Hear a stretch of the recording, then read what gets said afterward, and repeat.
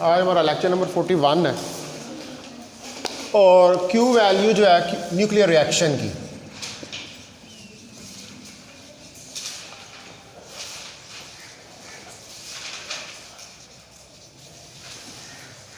वो हम कैलकुलेट कर रहे थे।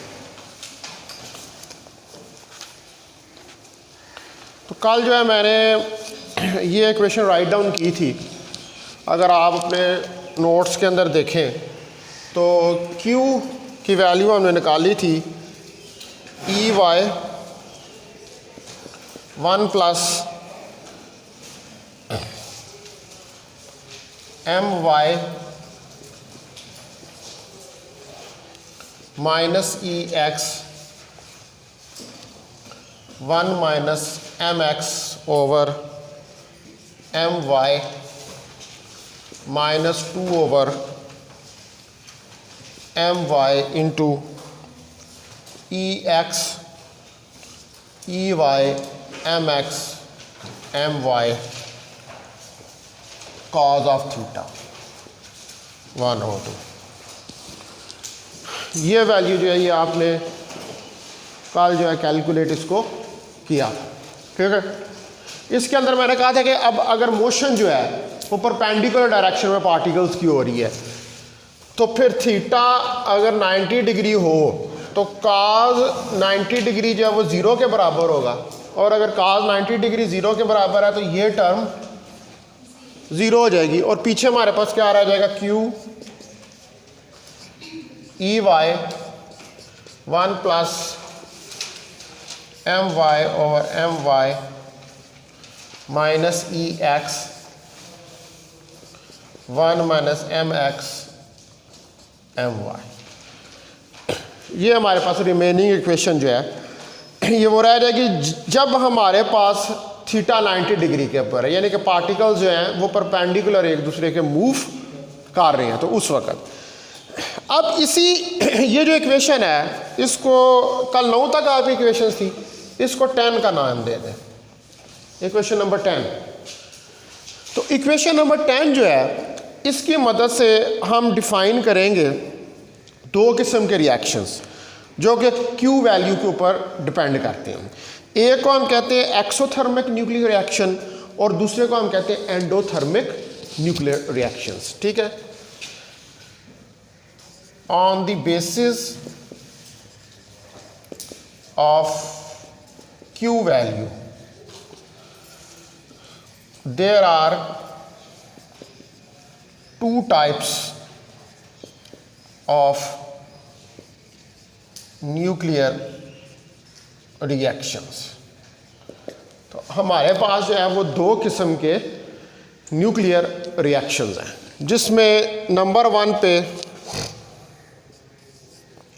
हमारे पास जो एक्सोथर्मिक रिएक्शन है और नंबर 2 पे एंडोथर्मिक रिएक्शन है। यानी कि ये इस चीज़ के ऊपर बेस करेंगे कब एनर्जी लिबरेट हो रही है और कब एनर्जी जो है वो अब्जॉर्ब हो रही है। तो अगर एनर्जी जो है लिबरेट हो इन न्यूक्लियर रिएक्शन, यानी कि किसी भी न्यूक्लियर रिएक्शन के अंदर एनर्जी उस रिएक्शन में बाहर की तरफ निकलती है, यानी कि एनर्जी का खराज होता है, लिबरेट होती है, रिलीज होती है, तो फिर हमारे पास जो Q वैल्यू वो पॉजिटिव होगी और इस रिएक्शन को हम क्या कहेंगे एक्सोथर्मिक, ठीक है। If the energy is liberated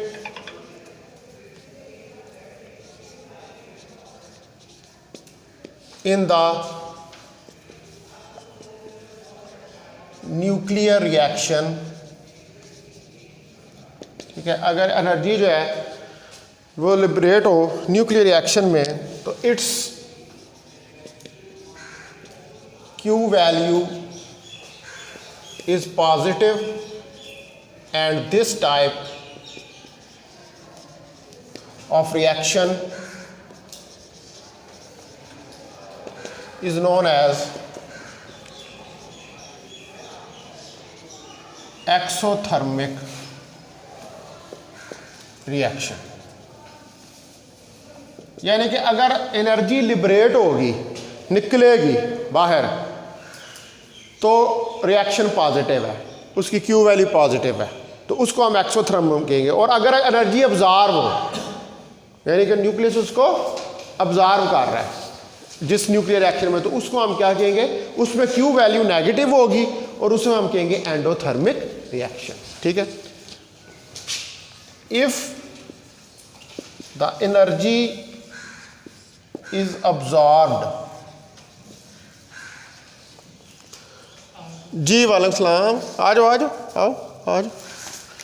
हाँ क्या हाल है शाहजान, ठीक ठाक हो? ये ठीक है। सर वो छोटे भाई का प्रैक्टिकल है आज छोटे भाई का प्रैक्टिकल है, किस चीज़ का है? फिजिक्स का। फिजिक्स बीएससी का? जी सर। थर्ड ईयर की हो रहे हैं?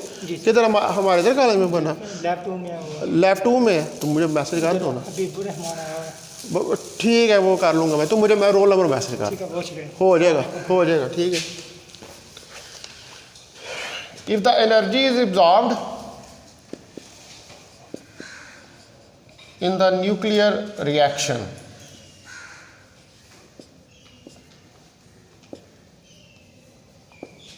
then the value of Q is negative, and this reaction is known as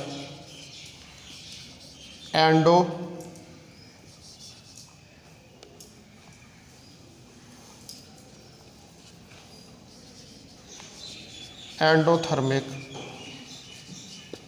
reaction. तो इस किस्म का जो रिएक्शन है उसको आप एंडोथर्मिक रिएक्शन का नाम जो देंगे, यानी कि दो किस्म की वैल्यूज होगी क्यू की, एक पॉजिटिव होगी वैल्यू और एक वैल्यू क्यू की नेगेटिव होगी। ठीक है। ऑब्वियसली जब वो एनर्जी अब्जॉर्ब करेगा तो एनर्जी ले रहा है, ठीक है, यानी कि उसको एनर्जी की ज़रूरत है। हालांकि इसकी ये इसके कंसेप्ट में तो समझना चाहिए कि why we are saying that. Energy liberate कर रहा है जब, तो उसको एनर्जी की ज़रूरत नहीं है, तो फिर उसकी एनर्जी पॉजिटिव होगी, यानी कि उसकी क्यू वैल्यू पॉजिटिव होगी। जब किसी चीज़ को ज़रूरत नहीं है तो इसका मतलब है कि उसके पास एक्सेस है, वो एक्सेस है तो वो एक्सेस को बाहर निकाल रहा है, ठीक है ना। तो इसलिए उसकी क्यू वैल्यू जो है वो पॉजिटिव है, उसको हम कह देंगे एक्सोथर्मिक। ये बंदा बड़ा कंफ्यूज हो जाता है इनके अंदर। ये अक्सर वो जो होते हैं ना, ये टेस्ट जो होते हैं या उनके अंदर जो MCQ ज़्यादा होते हैं वो पूछ लेते हैं ये कि जी क्यू वैल्यू पॉजिटिव हो तो कौन सा रिएक्शन होता है और क्यू वैल्यू नेगेटिव हो, तो उसमें चूंकि हमारा कंसेप्ट क्लियर नहीं होता, हम अब्जॉर्ब और लिबरेट को मिक्स कर देते हैं आपस में। जब लिबरेट कर रहा है तो उसके पास ज़्यादा एनर्जी है, वो इसलिए लिबरेट कर रहा है, ठीक है। तो उसकी क्यों, अब जब चीज़ एक्सेस है तो फिर पॉजिटिव है, यही मतलब है ना। जब चीज़ आपके पास ज़्यादा है तो फिर वो पॉजिटिव है। और दूसरे में इसको हम कहेंगे एक्सोथर्मिक, दूसरे के अंदर उसको एनर्जी की ज़रूरत है, यानी कि उसमें एनर्जी कम है, तो उसके अंदर जब एनर्जी कम है तो उसको एनर्जी की ज़रूरत है, ठीक है। तो जब उसको एनर्जी की ज़रूरत है फिर क्यू की वैल्यू क्या होगी, नेगेटिव, यानी कि कम है उसके अंदर, उसको एनर्जी चाहिए, तो उसको हम क्या कहेंगे, उसको हम एंडोथर्मिक रिएक्शन कहेंगे। तो ये जो क्यू वैल्यू आप निकालते हैं ये वाली इस इक्वेशन के अंदर, इससे हमें पता लगता है कि एंडोथर्मिक रिएक्शन है या एक्सोथर्मिक रिएक्शन है। वो कैसे पता चलेगा, ये वैल्यू पॉजिटिव या नेगेटिव निकले, मतलब आप इनके अंदर ये वैल्यू सब्स्टिट्यूट करेंगे उन पार्टिकल्स की जो भी रिएक्शन हो रहा है, तो उसके बाद आपको पता चलेगा कि आपकी क्यू वैल्यू पॉजिटिव निकलती है या नेगेटिव निकलती है। अगर पॉजिटिव निकलती है तो आप कहेंगे कि जी एक्सोथर्मिक रिएक्शन है, और अगर नेगेटिव निकलती है तो आप कहेंगे एंडोथर्मिक रिएक्शन है, ठीक है। अच्छा, उसके बाद इसके अंदर एक और कॉन्सेप्ट है जिसको हम कहते हैं थ्रेशोल्ड एनर्जी। जैसे थ्रेशोल्ड फ्रीक्वेंसी नहीं आपने पढ़ा होता, ये एक लिमिट होती है, ठीक है, यानी कि वो एनर्जी के जिसके ऊपर या नीचे रिएक्शन अक्कर ना कर सके,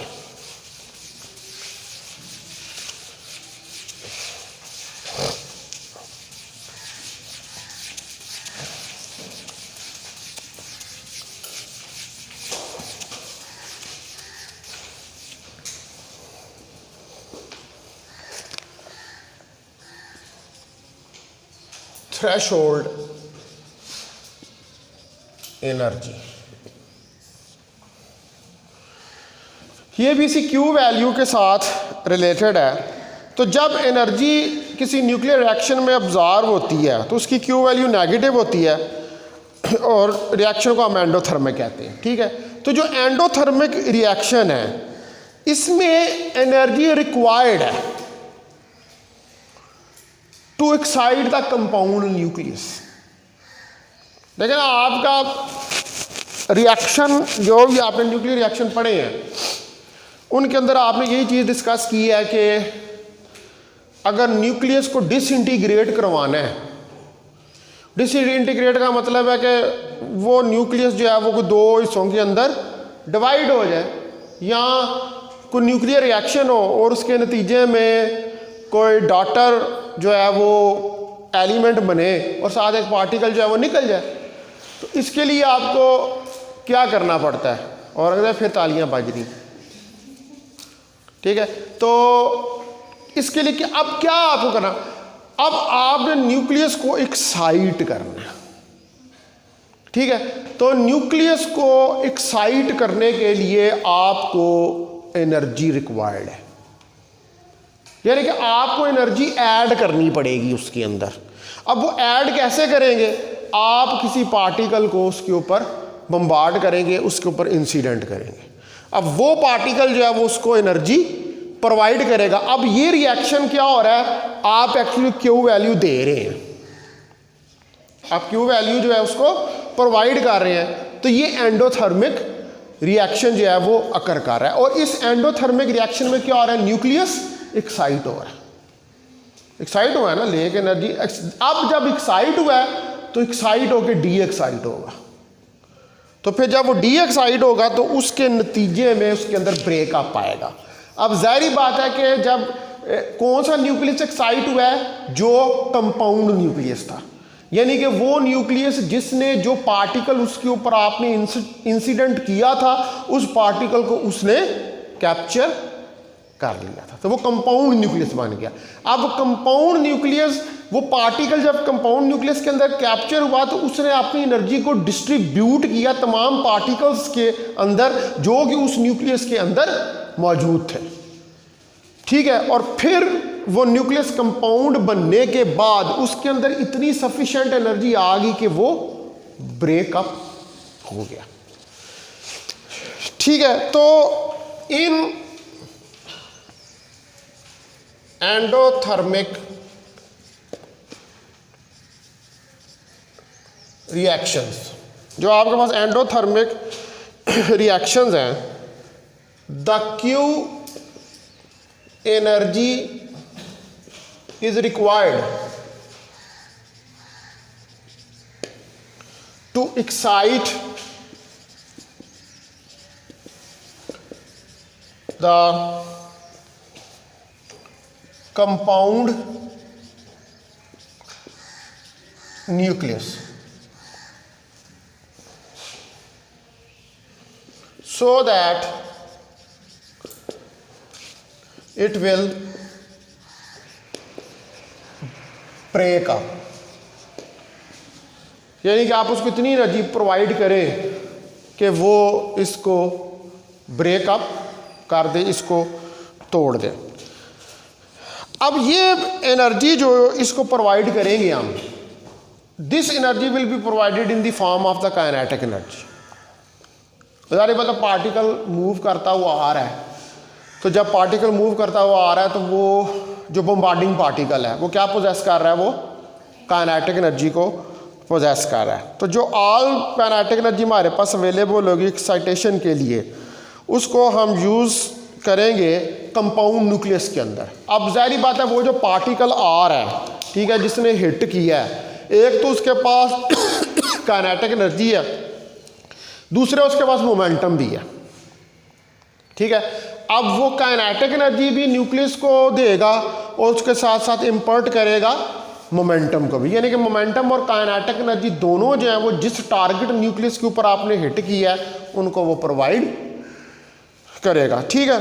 तो इसका मतलब है कि ये दोनों चीज़ें डिस्ट्रीब्यूट हो जाएंगी, यानी कि एनर्जी भी डिस्ट्रीब्यूट हो जाएगा और जो मोमेंटम है वो भी डिस्ट्रीब्यूट हो जाएगा किन के दरमियान में, जो products of reaction.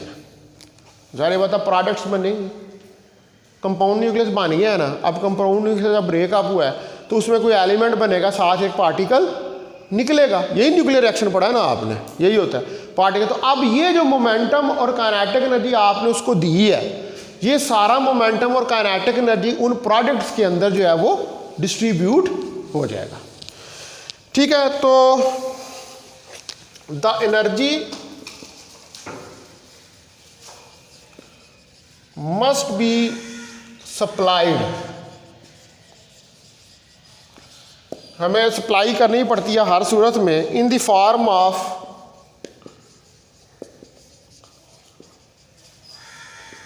Kinetic energy of bombarding particle. ठीक है, बम्बार्डिंग पार्टिकल के लिए। But all of the kinetic energy available, लेकिन जितनी काइनेटिक एनर्जी जो है वो आपको अवेलेबल है for excitation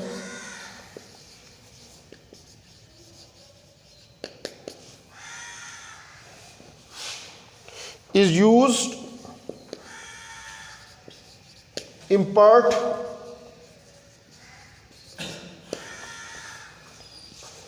momentum to the compound nucleus।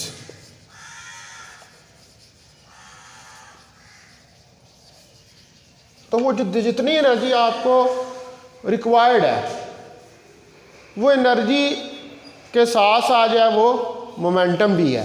ये जो तालियां हैं ना, इनको सुन के मेरा दिल कर रहा है कि ये कोर्स ख़त्म हो रहा है, मैं भी सबकी एक एक प्रेजेंटेशन रख दूँ।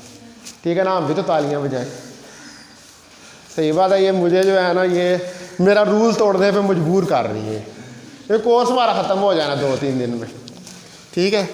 तो उसके बाद हम भी जो है ना, दिल तो करता है ना तालियां मारने पे, तो हम भी बैठ के तो तालियां मारें। अच्छा जी, तो मोमेंटम जो है वो एनर्जी के साथ मोमेंटम भी है। ठीक है, अब वो मोमेंटम और एनर्जी वो दोनों चीज़ें पार्टिकल को मिल रही हैं। ठीक है, तो अब इसका मतलब है कि ये जो दोनों चीज़ें मिल रही हैं न्यूक्लियस को पार्टिकल के ज़रिए, अब जो न्यूक्लियस जब ब्रेकअप होगा तो उसके प्रोडक्ट्स बनेंगे, उन प्रोडक्ट्स के अंदर ये दोनों चीज़ें जो हैं ये डिस्ट्रीब्यूट हो जाएंगी। ठीक है, तो this momentum and kinetic energy is distributed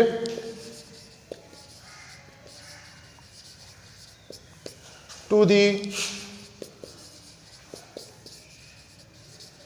product of reaction। ठीक है, जो हमारे पास प्रोडक्ट है रिएक्शन की, उसमें ये डिस्ट्रीब्यूट हो जाएंगे। तो जो Q वैल्यू अवेलेबल है हमारे पास एक्साइटेशन के लिए कंपाउंड न्यूक्लियस के लिए, वो इन एडिशन है टू नेगेटिव Q वैल्यू। ठीक है, यानी कि एक, अब जारी बात है कोई रिएक्शन अगर अकर कर रहा है तो उस रिएक्शन के अंदर न्यूक्लियर रिएक्शन में यह है कि एनर्जी अब्जॉर्ब भी होगी और एनर्जी लिबरेट भी होगी। वो तो वैसे आपने नाम दिया है ना रिएक्शंस का कि ये अब्जॉर्ब कर रहा है, लिबरेट, लेकिन कोई भी जो न्यूक्लियर रिएक्शन होता है उसके अंदर एनर्जी अब्जॉर्ब भी होती है और लिबरेट भी होती है। यानी कि जितनी अब्जॉर्ब हो रही है उतनी लिबरेट भी करेगा, क्योंकि उसने law of conservation of energy को होल्ड करना है। ठीक है, तो Q to be available for the excitation of compound nucleus एक जो क्यू में अवेलेबल है कंपाउंड न्यूक्लियस के लिए, we must supply some energy in addition to minus q। ठीक है, अब माइनस क्यू मतलब माइनस क्यू कौन सी एनर्जी होती है? जो ऑब्जॉर्व हो रही होती है। ठीक है, तो अब जो क्यू हमें अवेलेबल है एक्साइटेशन ऑफ न्यूक्लियस के लिए, ठीक है, यानी कि इसका इस जुमले का मतलब ये है कि आपका एक न्यूक्लियस है, ठीक है, ऑब्वियसली उस न्यूक्लियस के अंदर पार्टिकल्स हैं, वो पार्टिकल्स जो हैं उनके पास काइनेटिक एनर्जी है, ठीक है, लेकिन उनके पास इतनी काइनेटिक एनर्जी नहीं है या मोमेंटम इतना नहीं है कि वो न्यूक्लियस को ब्रेक कर सके। ठीक है, यानी कि इसका मतलब है कि हमें क्यू जो अवेलेबल है उस वक्त for the excitation of nucleus that is not enough. ये ज़रा जुमला समझने वाला है। देखो ना, न्यूक्लियस पड़ा हुआ है अंदर, उसके अंदर पार्टिकल्स हैं, वो पार्टिकल्स जो हैं शुरू के अंदर उनके पास एनर्जी है लेकिन इतनी नहीं है कि न्यूक्लियस ब्रेक हो जाए।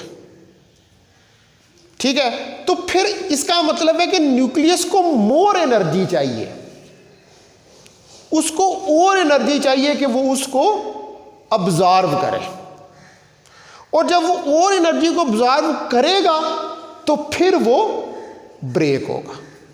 तो इसका ये मतलब है। माइनस क्यू का क्या मतलब है? वो एनर्जी जो वो एडिशनल एनर्जी देनी पड़ेगी उससे, कि वो पहले मौजूद है उसके अंदर, ठीक है, लेकिन वो इतनी नहीं है कि वो उसको न्यूक्लियस को एक्साइट करे, कंपाउंड न्यूक्लियस को, और कंपाउंड न्यूक्लियस जो है वो ब्रेक हो जाए। इसका मतलब ये।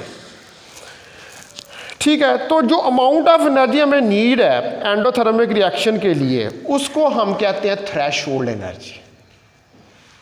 ठीक है, अब ये एनर्जी यहाँ पर जो एडिशनल है, एनर्जी उसके अंदर मौजूद है, लेकिन ये जो एडिशनल एनर्जी है, मैंने आपको कहा कि थ्रेशोल्ड का क्या मतलब होता है कि एक लिमिट होती है। ठीक है, अब एक इंसान है, उसको आप एक मुक्का मारें, दो मुक्का मारें, तीन मुक्के मारें, उसकी एक लिमिट है। 4 मुक्के मारें, 5वें पे आगे आगे वो भी आगे से आपको मुक्का मारेगा। ऐसे ही है ना, थप्पड़ मारे एक दूसरे को, 2 3 4 5, ये थ्रेशोल्ड है। आप उस थ्रेश यानी कि अब लिमिट क्रॉस हो गई है उस बंदे की, वो इससे मजीद बर्दाश्त नहीं कर सकता। अब वो आगे से आपको कुटेगा वो भी। ठीक है, 5-6 मुक्के तो उसने खा लिए, बर्दाश्त करता रहा, नहीं मैं जो करता हूँ बर्दाश्त, चलो, लेकिन उसके बाद उसकी बर्दाश्त खत्म। तो थ्रेशोल्ड भी क्या है? बर्दाश्त है। ठीक है, ये अब न्यूक्लियस की बर्दाश्त है कि अब इससे आगे जाके न्यूक्लियस जो है ना, जितनी उसके अंदर एनर्जी मौजूद है वो तो इतनी है कि वो नहीं ब्रेकअप हो रहा, लेकिन जब उसको और एनर्जी दी गई है तो अब उसकी बर्दाश्त ख़त्म हो गई, उसके बाद वो ब्रेक आउट हो गया। ठीक है, तो वो एनर्जी जो इसको रिक्वायर्ड है न्यूक्लियस को ब्रेक आउट होने के लिए, उसको हम थ्रेशोल्ड एनर्जी का नाम देते हैं। ठीक है, तो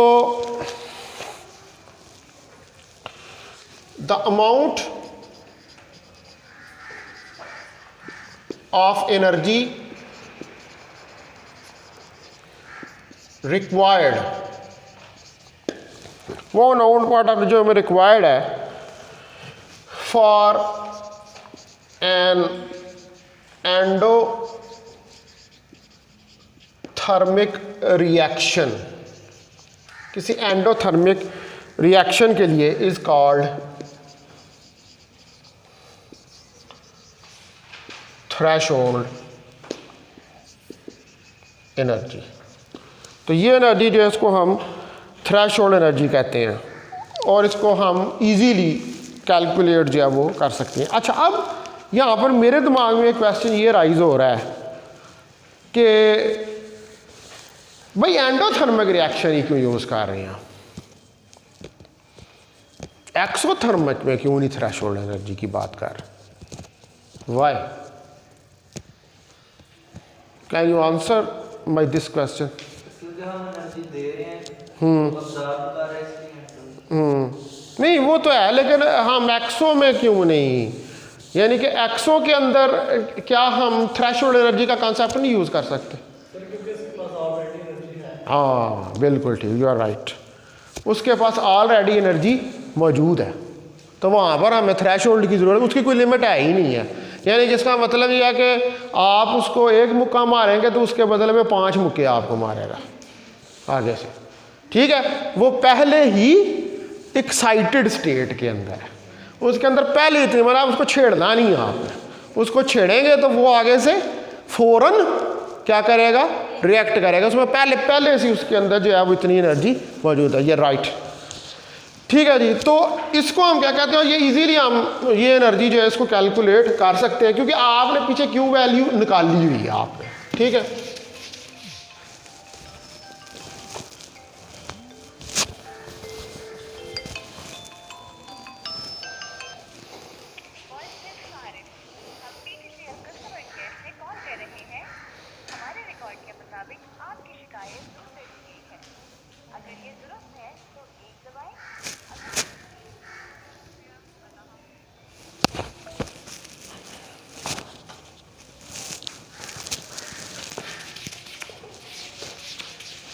अब मैं इसका एक्सप्रेशन जो है इसको यहाँ पर राइट डाउन करता हूँ।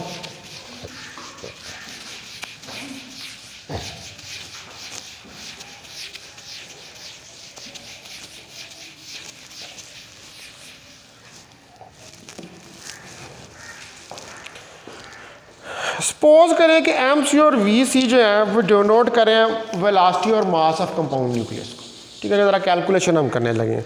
Late MC and VC are the velocity and the mass of compound nucleus, ठीक है। उसका मास है कंपाउंड न्यूक्लियस का। तो जो हमारे पास law of conservation of energy है और law of conservation of momentum है, तो उसके मुताबिक according to law of conservation of momentum, उस लॉ के मुताबिक mx vx is equal to MC VC। अब जो पार्ट है काइनेटिक एनर्जी का बम्बार्डिंग पार्टिकल का, वो हमें रिक्वायर्ड है to excite the compound nucleus. ज़ाहिर बात है ये पार्टिकल है, बम्बार्डिंग पार्टिकल है, उसका मास है, ये कंपाउंड न्यूक्लियस, ये उस टारगेट न्यूक्लियस पे हिट किया तो उससे कंपाउंड न्यूक्लियस बना, तो अब हमें एनर्जी उसके लिए रिक्वायर्ड है, ठीक है। तो the part of kinetic energy is required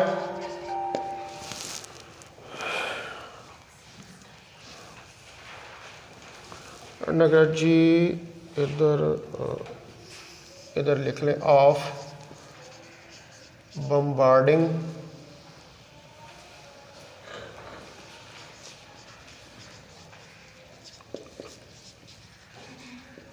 particle is required for the excitation of the compound nucleus।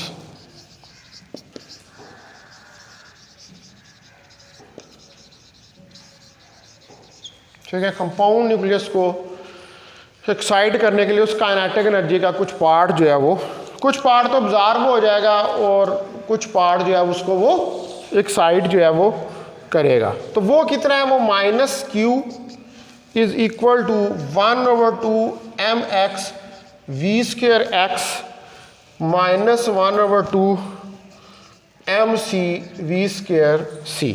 इसको कह लें आप, ये इक्वेशन नंबर 1 है।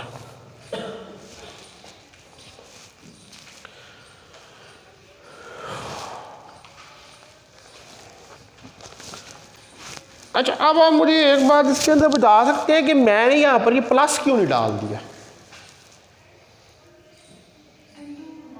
हाँ,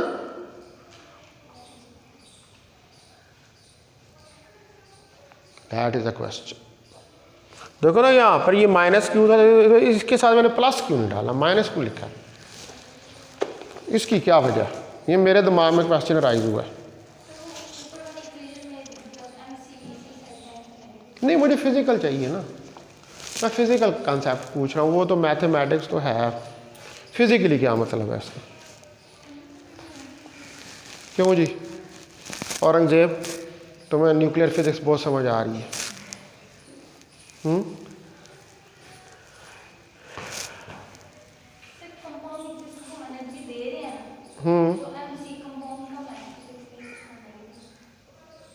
एनर्जी को अट्रैक्ट कर रहे हैं अपनी तरफ। सिंपल सी बात है, वो ठीक है, चले आप वो कोई थोड़ा थोड़ा पॉइंट देखो। सिंपल सी बात है कि जो Q वैल्यू है वो माइनस Q का मतलब है कि वो ऑब्जर्व हो रही है, ठीक है ना। अब आपने शुरू के ऊपर यहाँ पर लिखा है कि पार्ट जो है उसका वो यूज हो रहा है, ठीक है, उसका पार्ट जो है वो यूज हो रहा है। एक पार्ट उसका ऑब्जर्व हो रहा है और दूसरा उसका यूज हो रहा है। तो जाहिर बात है कि जो पार्ट उसका यूज हो रहा है वो नेगेटिव में ही आएगा ना, वो पॉजिटिव में तो नहीं आ सकता। मतलब कि आप उसके अंदर एनर्जी ऐड करके एनर्जी को लिबरेट भी कर रहे हैं, ठीक है। यानी कि इस कंपाउंड न्यूक्लियस की जो एनर्जी है, इसके अंदर इतनी एनर्जी आई और फिर एनर्जी उसमें से निकल गई, ठीक है। तो अगर मैं पॉजिटिव यहाँ पे डाल दूं तो फिर तो इसका मतलब है कि वो सिर्फ एनर्जी निकली तो कोई ना, वो तो सारी की सारी अब्जॉर्ब होगी। समझ आ रही है बात? देखें आप, एक चीज है आपके पास, यूं न्यूक्लियस पड़ा हुआ है, उस न्यूक्लियस के ऊपर आके पार्टिकल ने हिट किया, पार्टिकल ने जब हिट किया तो उसके करने के बाद वो कंपाउंड न्यूक्लियस बन गया, ठीक है। अब कंपाउंड न्यूक्लियस जब बना तो वो डिसइंटीग्रेट करेगा, ठीक है। जब वो डिसइंटीग्रेट करेगा तो इसका मतलब है उसमें से एनर्जी निकल रही है। आप यहां इसके साथ माइनस लगा दें या आप इसके साथ माइनस लगा दें, क्योंकि एनर्जी निकल रही है, हम ऐड नहीं कर सकते। ऐड तब होता कि सारी की सारी अब्जॉर्ब हो जाती है, और अगर सारी की सारी अब्जॉर्ब हो रही है तो फिर तो law of conservation of energy वैसे ही वायोलेट कर रहे हैं, हम ये इक्वेशन लिख ही नहीं सकते। तो पल्ले पड़ी है बात? नहीं पड़ी है, नहीं पड़ी, ये पड़ी है भाई। सिंपल सी बात है, जितनी उसने एनर्जी लेनी है उतनी निकालनी भी तो है। तो आप अगर इधर प्लस डाल देते हो तो कैसे जस्टिफाई करोगे कि वो निकाल रहा है एनर्जी? वो तो इसका मतलब है कि सारी की सारी, इधर भी नेगेटिव लगाया हुआ है आपने, यहां तो इधर से नेगेटिव को हटा दो, इधर से नेगेटिव को हटा दो, फिर यहां पर प्लस लगा दो, तो फिर law of conservation of energy बन जाएगा, ठीक है। हेलो, अस्सलाम वालेकुम जी। इम्तियाज साहब की हाल चाल है? ठीक ठाक हो? तबीयत ठीक है? बस शुक्र है अल्हम्दुलिल्लाह, फिट फाट। जी जी, मैं क्लास पढ़ा रहा हूँ। अच्छा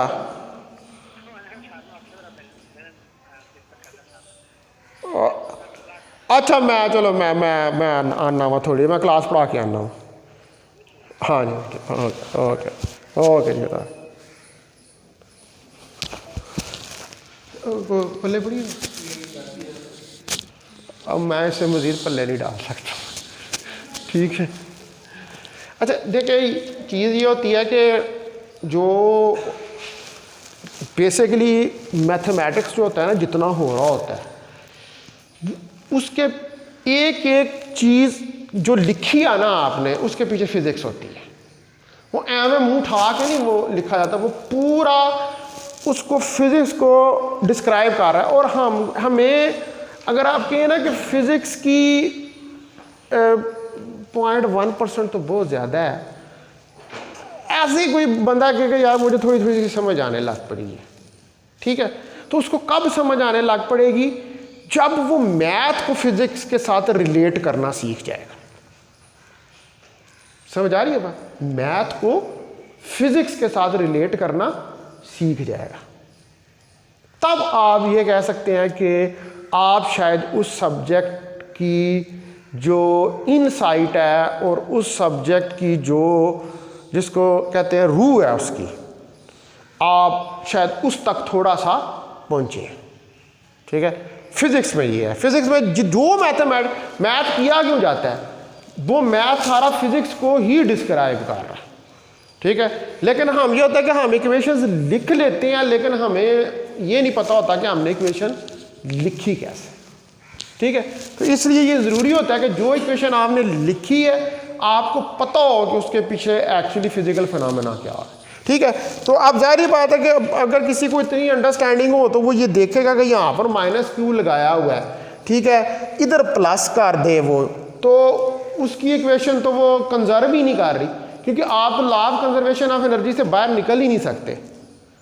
आपने जो भी काम करना है वो लॉ ऑफ कंजर्वेशन ऑफ, हम इन लॉ से बाहर जाके जो काम करेंगे वो गलत है।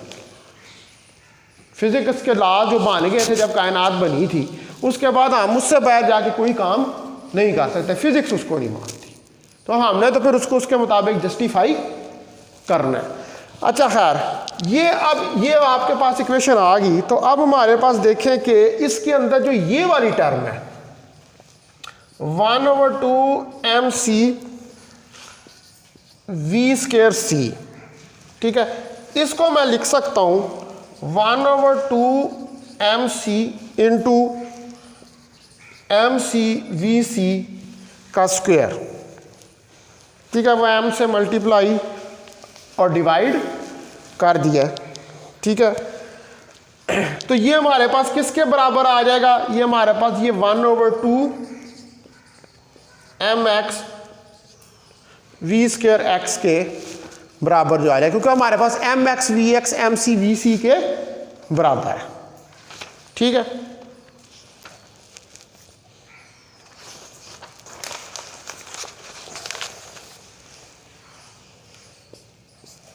ये ठीक है ना, ये देखें ना, एम सी वी सी जो है वो एम एक्स वी एक्स, तो मैंने यहाँ पर एम सी वी सी की जगह पर वो वैल्यू सब्स्टिट्यूट कर दी है, बस और कुछ नहीं किया। ठीक है जी। अच्छा, उसके बाद आप देखें कि इसको लिखें 1/2 M C multiply by 2 M X 1/2 M X v² x।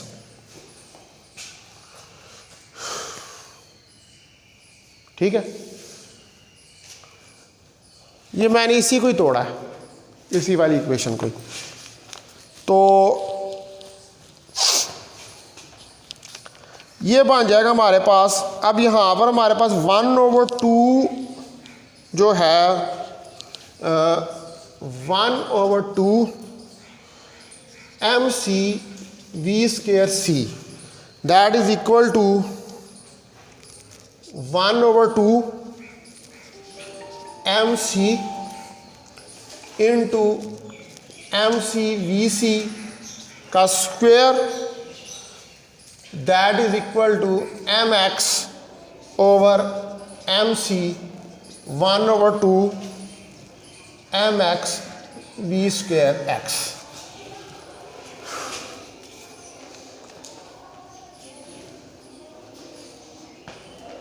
यानी कि आपके पास यहाँ से ये 1/2 mc v² c की वैल्यू निकल आई। स्टेप समझ आया?